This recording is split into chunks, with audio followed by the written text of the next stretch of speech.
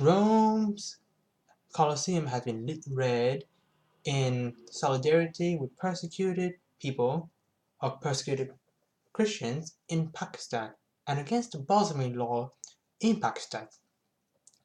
Aisha Bibi was persecuted by the Pakistani blasphemy law for drinking a simple glass of water from a neighbor's tap simply because she was not Muslim. Hundreds gathered in around Rome's Colosseum as the Colosseum itself was lit red. The Colosseum is a symbol of martyrdom for early Christians. And this is a good thing to talk about. No, in no other religious state do you have countries where or religions that persecute or actually kill people who decide to leave the religion or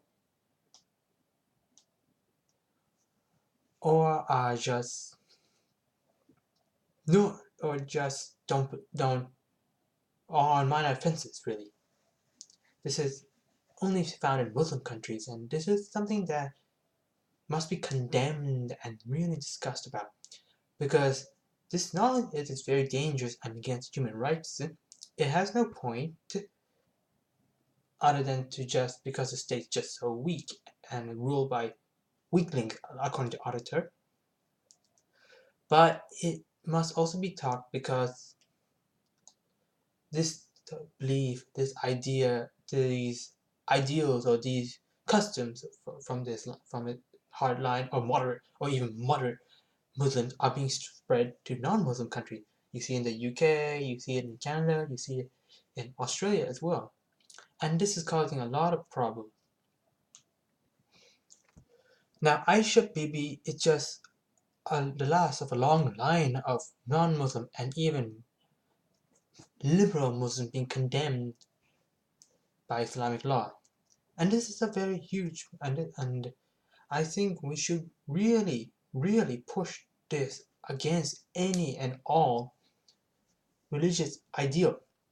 The problem with the Islamic religion is that you cannot have a separation between state and church.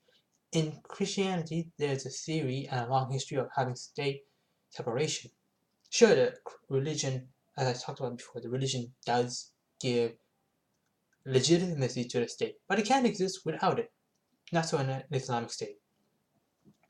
Under Islam or Islamic law, non-believers are not shunned, they are not banished, they are automatically killed, and women are chained until they are forced to repent. Furthermore, you can't actually there's no separation between Islamic life and the custom of the local religion. Islam just slowly disseminates and is a strong Arab superiority movement. I really think that I think that this whole sympathy and I don't really know solidarity with Aisha, Bibi, and other people and other people being persecuted in Muslim countries is a good thing to discuss and a good thing that has to be pushed forward. Isn't there would be better ways that I think we can push it forward, but this is a good start. Otherwise, I really don't. I believe that the reason why this will never disappear is because unless you can leave the religion, people will still be fearful.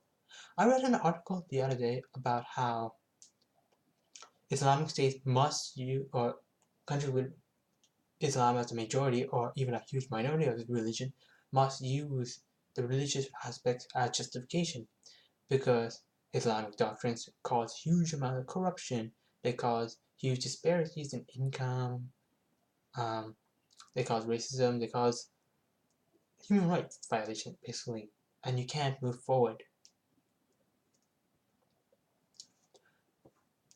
So what can we do?